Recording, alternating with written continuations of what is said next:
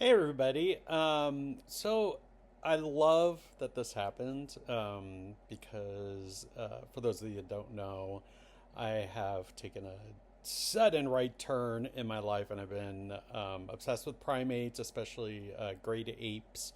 And I've taken that to the next level where I've started to take classes on the subject. And I'm taking a primate behavior class, and I've been doing some online tutorials and lectures, anything I can find to study more about primates. And it's been amazing. And so I just love that been this recent development with this Japanese macaque named Punch.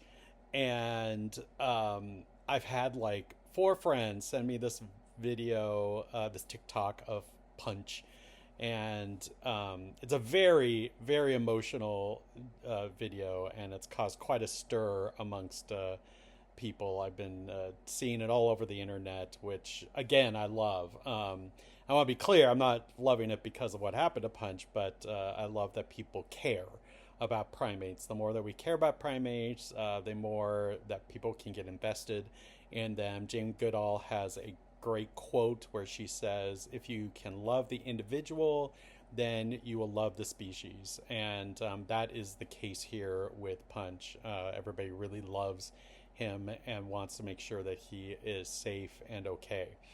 But I want to just kind of express the things that I've learned over the last few months.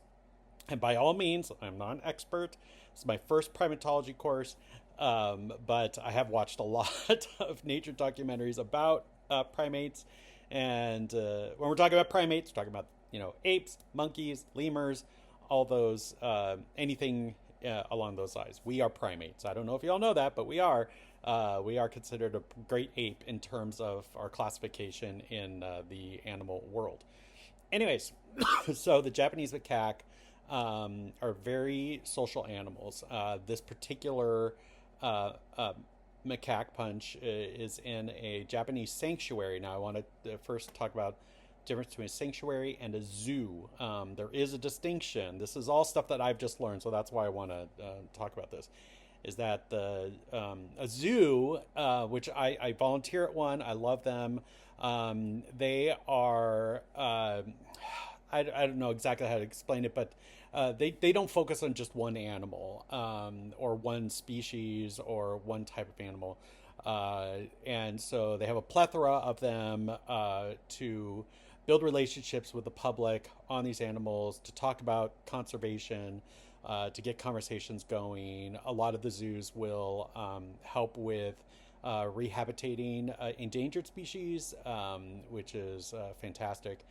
But sanctuaries, a lot of times, just focus on one type of animal. And so this particular sanctuary is dedicated to the macaque and this particular macaque.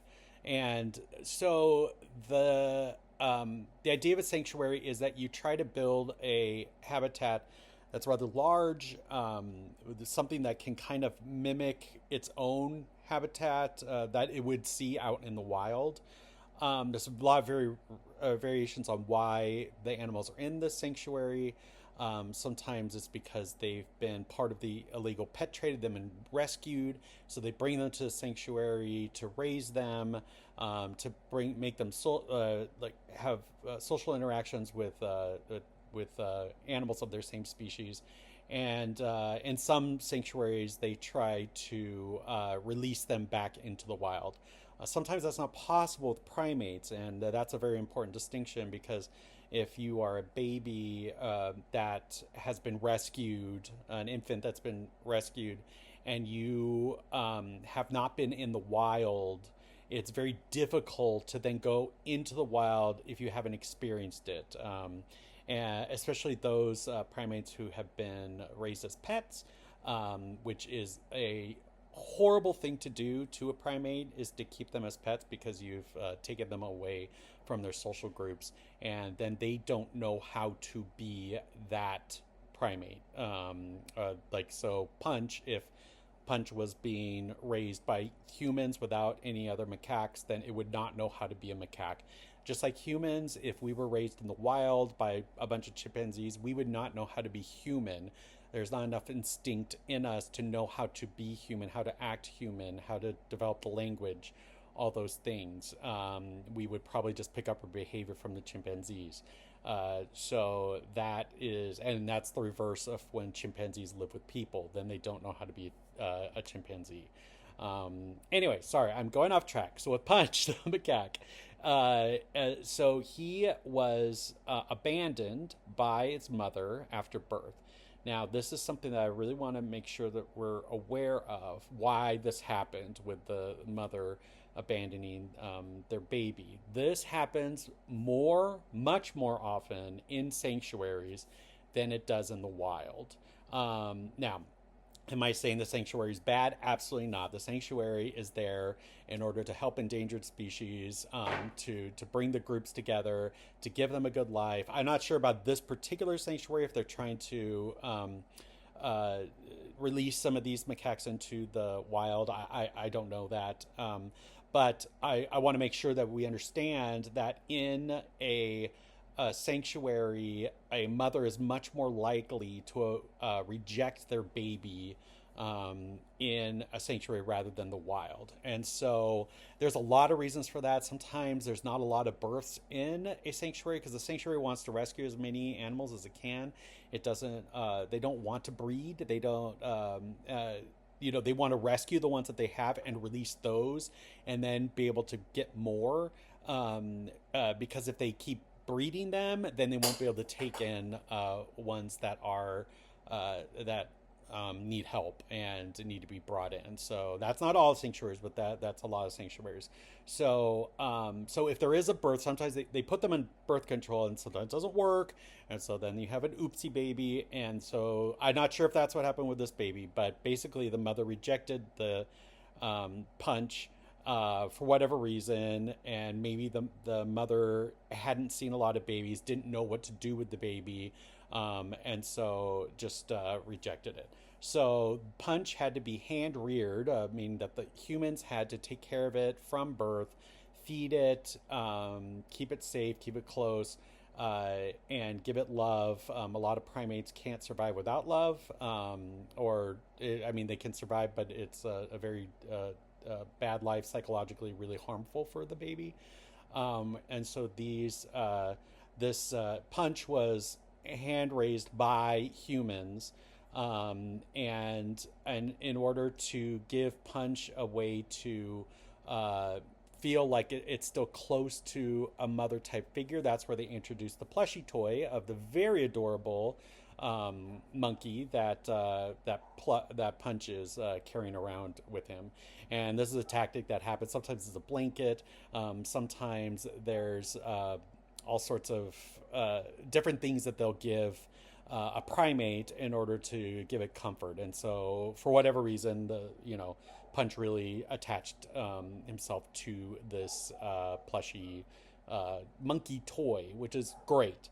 So now let's get into the videos where we see this poor.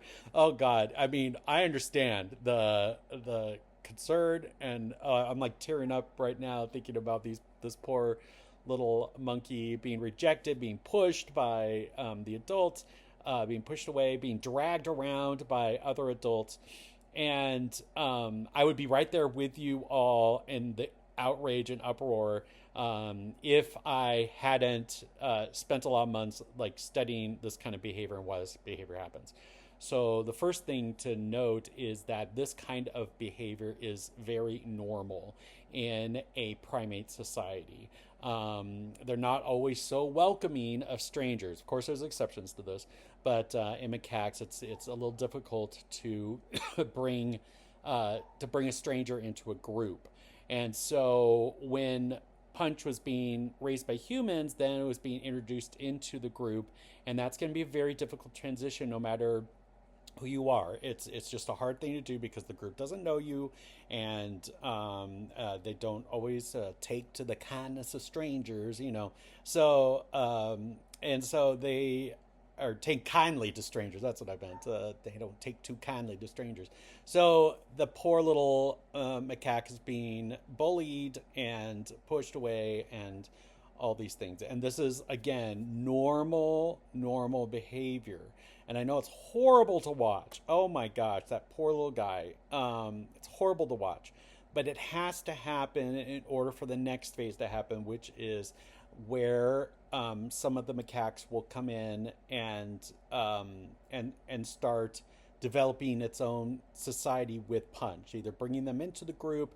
Maybe there'll be another female that will want to raise Punch as her own. That happens. Sometimes it doesn't. But that's what these introductions are for. Now, if it was me, I wouldn't have just put Punch into the group and just been like, well, good luck. And again, I'm not totally sure that happened, but kind of looks like it. A way that you could do that is having Punch in a caged environment where the other macaques can come and see him and get used to him a little bit. And that way you can kind of see some of the adults that might be interested in Punch and maybe want to be its mother or friend or whatever. And that's a better way to do this. Again, I'm not sure that's didn't happen. I don't think it did based on what we're watching.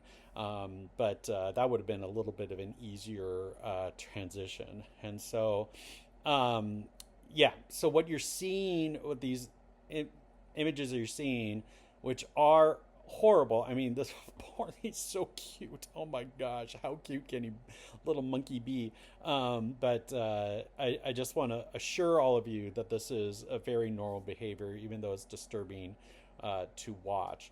And but I just kind of wanted to like I just kind of say what I know about the subject because there just seems to be a lot of interest in this, which, again, I love any attention that can be given to primates.